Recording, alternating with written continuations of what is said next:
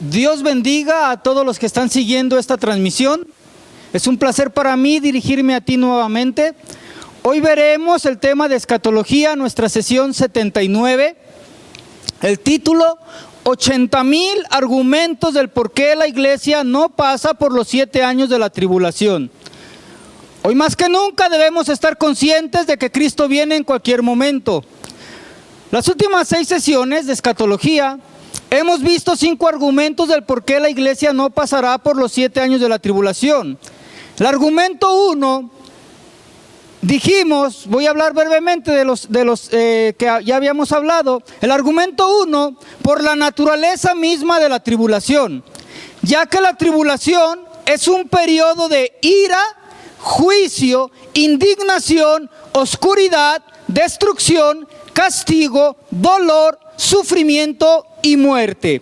Sofonías capítulo 1 verso 15 dice: día de ira aquel día, día de angustia y de aprieto, día de alboroto y de asolamiento, día de tiniebla y de oscuridad, día de nublado y de entenebrecimiento.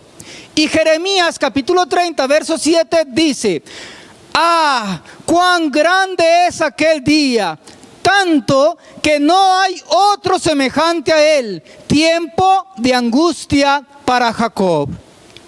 La angustia de Jacob será lo peor que hasta ahora le ha sucedido al pueblo de Israel.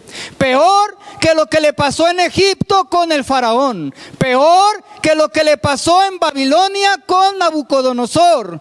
Incluso será peor que lo que sufrió en la Segunda Guerra Mundial a través del satánico y perverso de Hitler. Hitler parecerá un muñeco de peluche insignificante comparado al anticristo. Y el odio de Hitler por Israel parecerá amor comparado al odio del anticristo contra el pueblo de Israel. Los que se queden a la gran tribulación experimentarán los más terribles juicios de Dios que serán derramados sobre esta tierra. Daniel capítulo 12 verso 1 dice: en aquel tiempo se refiere a la tribulación, en aquel tiempo será tiempo de angustia, cual nunca fue desde que hubo gente hasta entonces. Y Jesús lo volvió a repetir en Mateo capítulo 24 verso 21: porque habrá entonces gran tribulación, cual no la ha habido desde el principio del mundo hasta ahora, ni la habrá. Jesús es enfático cuando le llama la gran tribulación. Serán 7 años con 21 juicios terribles, divididos en 7 sellos, 7 trompetas y 7 copas. Los primeros 3 años y medio serán abiertos los 7 sellos, y a esa etapa se le conoce como la tribulación. Las siguientes 7 trompetas es conocida como la gran tribulación, y las últimas 7 copas de la ira de Dios es conocida como la ira de Dios. La tribulación está preparada para Israel y para aquellos que decidieron rechazar a Jesucristo. Por tanto, tenemos el argumento número 1 del por qué es imposible que la iglesia pase por la tribulación, por la naturaleza misma de la tribulación. Ningún novio expondría a su amada novia al peligro. La naturaleza misma de la tribulación impide que la iglesia, la novia de Jesucristo, pase por ella. Primero seremos arrebatados y luego vendrán los juicios de Dios en la tribulación. La tribulación es algo así como la antesala del infierno. Los horrores actuales del infierno son la antesala del lago de fuego, que será el destino final y eterno del pecador. Ahora, lo peor de lo peor está por venir para los incrédulos. De una vida miserable sin Cristo al infierno y del infierno al lago de fuego. Cada vez será peor castigo para los incrédulos. Pero sin embargo, para nosotros, para la iglesia de Jesucristo, para aquellos que hemos entregado nuestra vida a Jesucristo, tendremos lo mejor de lo mejor.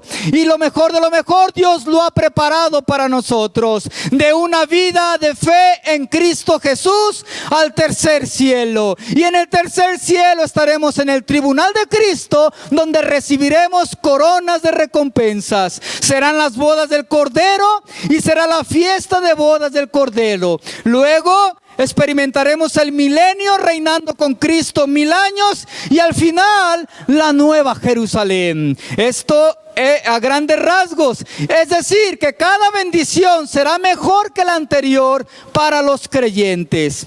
Argumento número 2: el propósito mismo de la tribulación impide que la iglesia pase por ella. En este periodo, Dios busca, en primer lugar, purificar a Israel. En segundo lugar, juzgar a los pecadores. En tercer lugar, castigar a las naciones que maltrataron tanto a la iglesia de Jesucristo como al pueblo de Israel. En cuarto lugar, manifestar la rebeldía y la derrota de Satanás. Estos propósitos no tienen nada que ver con la iglesia. Primero seremos arrebatados y luego vendrá la tribulación. Argumento número 3: la semana 70 de Daniel. Ya hablamos 5 conferencias acerca de las 70 semanas de Daniel. La conferencia 41 a la 45.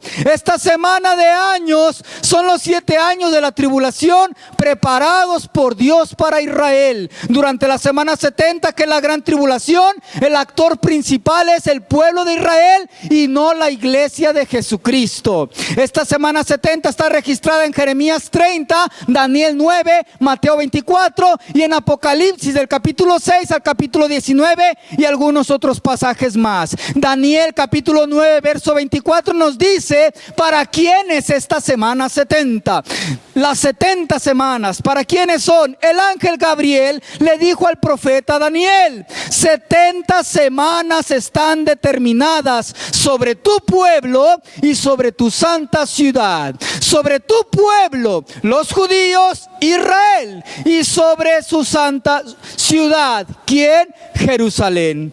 No hay ninguna mención de la iglesia. La iglesia no tuvo parte en las primeras 69 semanas de Daniel y no tendrá parte en la semana 70 de Daniel, que será el periodo de la tribulación. Daniel 10:14 dice: he venido para hacerte saber lo que ha de sucederle a tu pueblo Israel en los últimos días.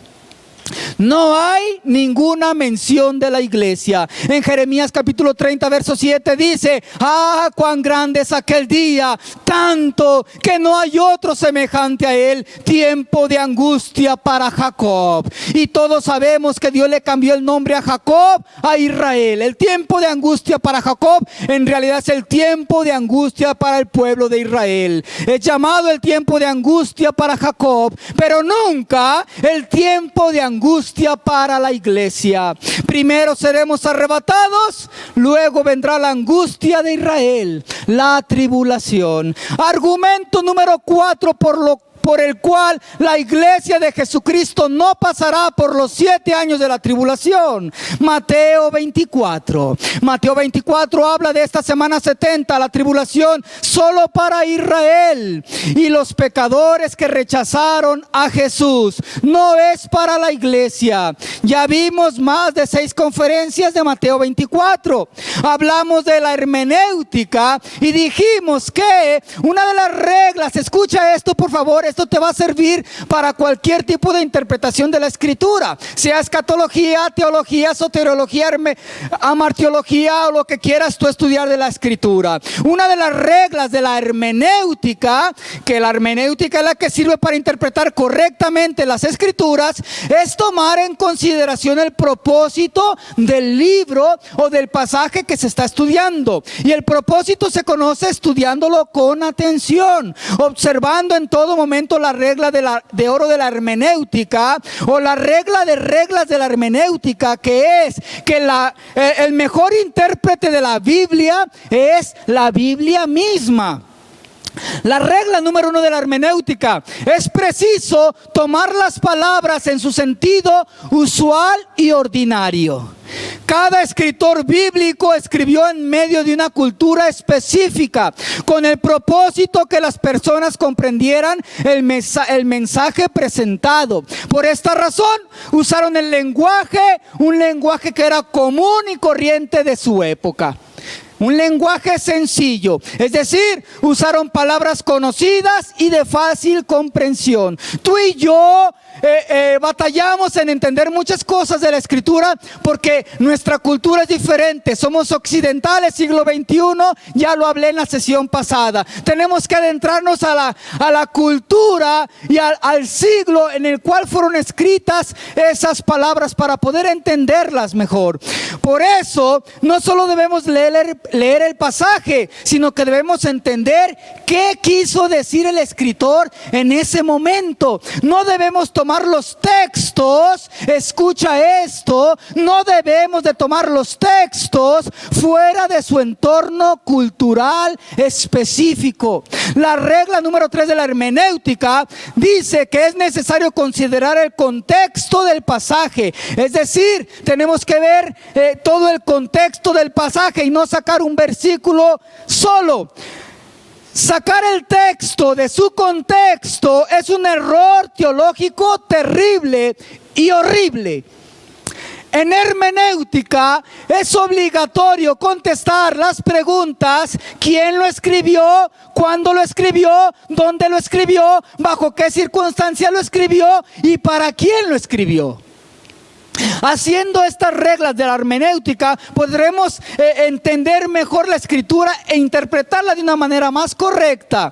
Ahora veamos Mateo 24 aplicando la hermenéutica.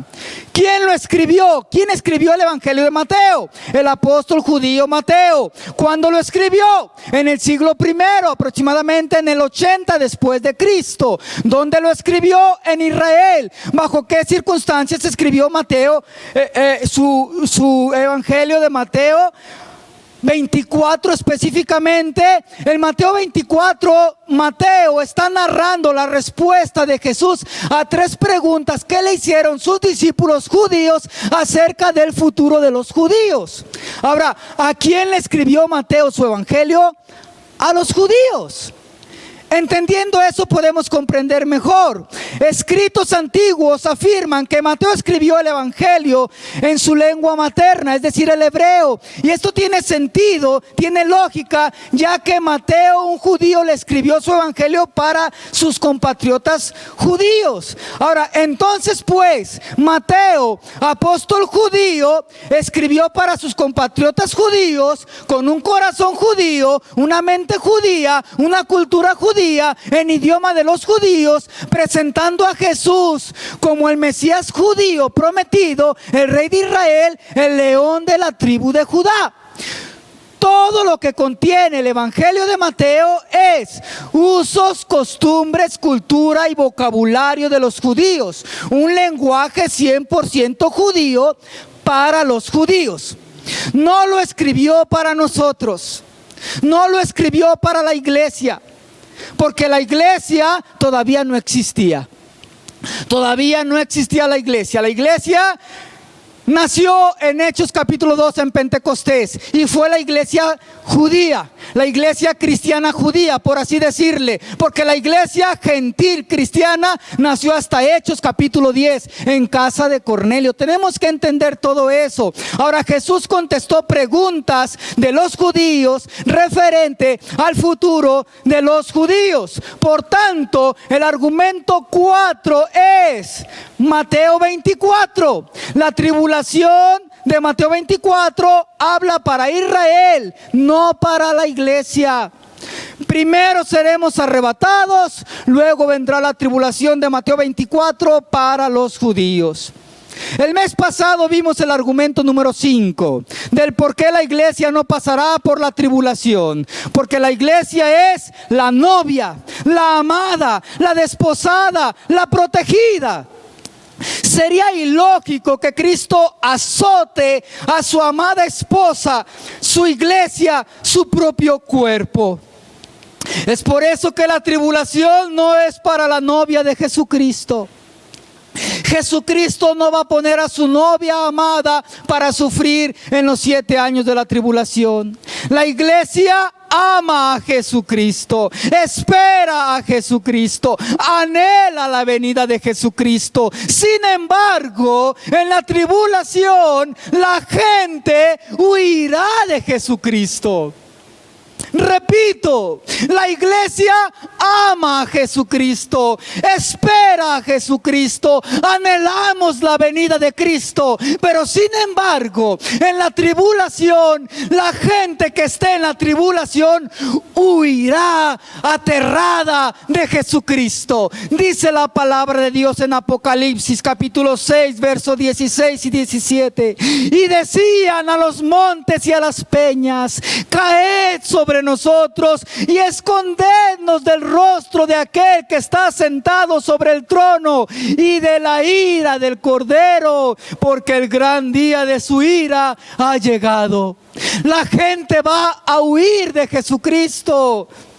Estas palabras no las puede decir una novia anhelante y amante de su amado Jesús. La iglesia no huye del Cordero, la iglesia ama al Cordero, la iglesia desea al Cordero, la iglesia anhela encontrarse con el Cordero, con su amor, no con su ira. Cristo no entregaría a su amada iglesia a la tribulación. Cristo no te entregaría a ti para sufrir bajo el yugo del anticristo. Tampoco Jesucristo derramará su ira sobre su amada, la cual él compró con su propia sangre. Argumento 5 del por qué la iglesia no pasará por los 7 años de la tribulación es porque la iglesia es la novia amada, la protegida, la cuidada. Recordemos que las fiestas de bodas en el tiempo de Jesús duraban 7 días. Seremos arrebatados y pasaremos la semana de bodas con Jesús. 7 días de años de fiesta en las bodas del Cordero en el tercer cielo. Mientras al mismo tiempo en la tierra será la semana 70 de Daniel, la gran y terrible tribulación.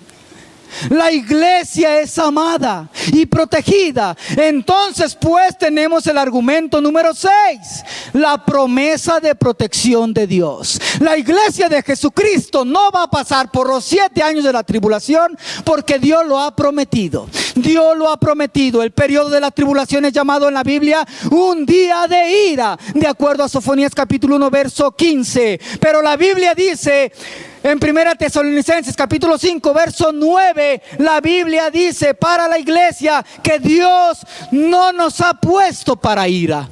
Dios no nos ha puesto para ira. La ira no es para los hijos, no es para los hijos, no es para la iglesia, no es para la novia.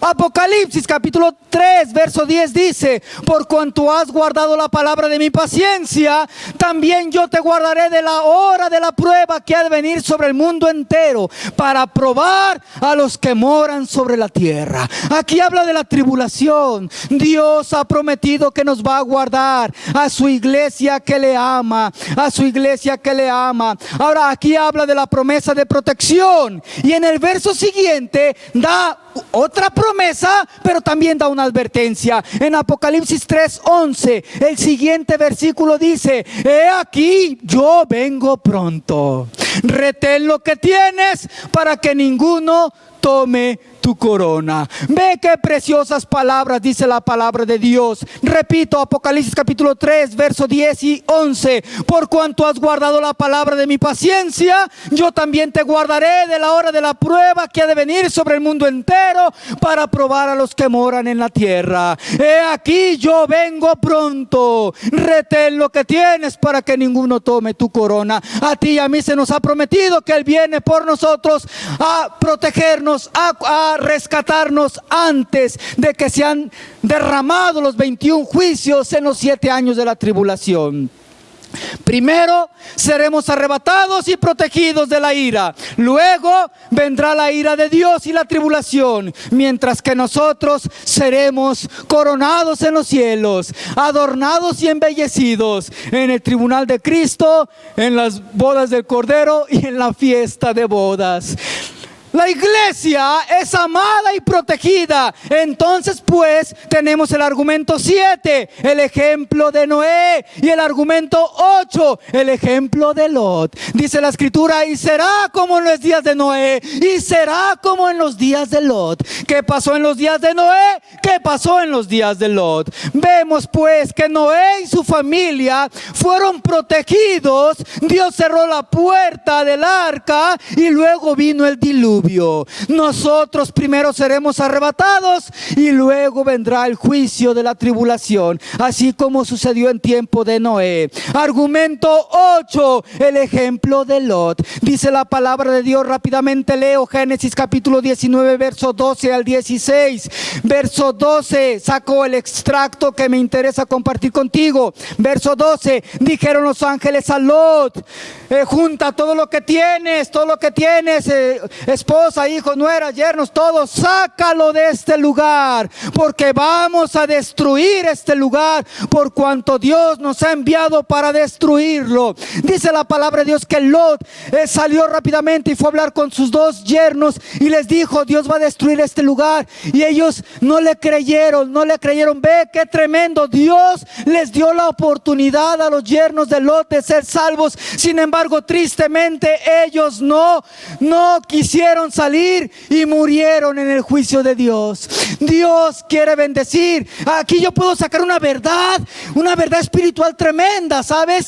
Que Dios va a bendecir a los tuyos por medio de ti que crees en Cristo Jesús. Tenemos que estar orando por nuestra familia. Amado en Cristo Jesús, tenemos que orar por nuestra familia, que Dios los alcance, que Dios los toque, que Dios los salve. Dios una y otra vez enseña la escritura que tuvo misericordia de la familia de aquellos que Él protegía, y Dios quiso proteger a los yernos de Lot. Sin embargo, ellos no fueron protegidos porque no quisieron creer. Verso 15, los ángeles daban prisa a Lot diciendo: apúrate para que no seas destruido en el castigo de la ciudad. Verso 16, y tardándose Lot, los ángeles asieron. Ve qué tremenda palabra. Esta palabra es preciosa. Asieron es como el jarpazo de 1 Tesalonicenses capítulo 4, verso 17. El jarpazo, el arrebatamiento poderoso. Aquí dice la palabra de Dios que le decían a Lot: vámonos. Lot se tardaba, y los ángeles, viendo que se tardaba, dice, y tardándose Lot, los ángeles asieron, agarraron, tomaron con poder y fuerza de su mano, de la mano de su mujer y de la mano de sus 2 hijas, según la misericordia de Dios para con Lot, y lo sacaron y lo pusieron fuera de la ciudad, y le dijeron: date prisa, escápate, porque nada podré hacer hasta que hayas llegado, hasta que te hayas escapado, librado del castigo. Qué tremendo, asirse, agarrar con fuerza. Eran 2 ángeles y eran 4 personas: Lot, su esposa y sus 2 hijas. Y un ángel agarró a una persona de una mano y agarró a la otra con la otra mano, y el otro ángel hizo lo mismo, y los 2 ángeles agarraron cada uno a uno y lo sacaron a fuerzas. Lo sacaron a la fuerza para librarlos. Yo cuando veo esta porción, se me afigura el jarpazo. Se los llevaron para ser librados. Lot y sus hijas fueron protegidos. Los ángeles los agarraron y los sacaron al lugar seguro. Luego vino el juicio. Será como en el tiempo de Lot. ¿Cómo era el tiempo de Lot? Perversidad moral, perversión moral. Sin embargo, fueron librados. Ahora, igual Juan capítulo 14, verso 3 del pasaje que vimos el mes pasado. Jesús dijo: los tomaré a mí mismo. Cuando Jesucristo venga, nos va al jarpazo, nos va a tomar con poder a sí mismo, porque le pertenecemos a Jesucristo. Somos de su propiedad. somos de Jesucristo, somos de su propiedad. Jesucristo tomará lo suyo con fuerza, con poder y autoridad, porque le pertenecemos. Primero seremos sacados fuera, arrebatados, luego vendrá el juicio sobre las naciones, la tribulación. Argumento 9 y el último, con este dejamos en esta conferencia. El juicio del terremoto de Apocalipsis capítulo 16 verso 18. Aquí es interesante porque este solo juicio de este Apocalipsis 16, 18 echa por tierra, quita totalmente el argumento de que la iglesia va a pasar por toda la tribulación. Te lo explico. Este solo juicio echa por tierra la teoría, suposición o conjetura de que la iglesia atravesará toda la tribulación. Este texto lo niega claramente. Apocalipsis capítulo 16, verso 18 y verso 20 dice, en la versión Palabra de Dios para Todos, verso 18, después hubo rayos, ruidos, truenos y un gran terremoto, el peor de todos desde que el hombre apareció en la tierra. Un terremoto, el peor de todos desde que el hombre apareció en la tierra. Y luego dice el verso 20, todas las islas desaparecieron y no quedó ninguna montaña. Ahora, este terremoto será tal que producirá un terrible maremoto o un tsunami que será tan grande que cubrirá todas las islas a nivel mundial. Es decir, desaparecerán. La iglesia de Cristo no puede estar en la tierra, porque en las islas viven miles de creyentes. En Cuba tenemos miles de hermanos en Cristo. En Puerto Rico, en República Dominicana, Jamaica, en Gran Bretaña, en Japón, hay muchas islas con miles de hermanos en Cristo. Entonces, pues, este juicio no puede la iglesia atravesarlo, porque si lo atravesáramos, entonces todos esos hermanos se van a hundir, se van a ahogar en el juicio, y no puede ser posible. Si desaparece toda isla, los creyentes de todas las islas se hundirían también en ese juicio y morirían. Por tanto, es imposible que este juicio pase estando todavía la iglesia en la tierra. Seremos arrebatados antes que este juicio caiga sobre la tierra. Hay 80,000 argumentos que testifican que la iglesia no pasará por la grande tribulación. Recuerda, estamos esperando a Jesucristo, no al anticristo. Es el argumento 9. Nos faltan 79,991. Dios te bendiga. Dios bendiga tu vida. Cristo viene pronto.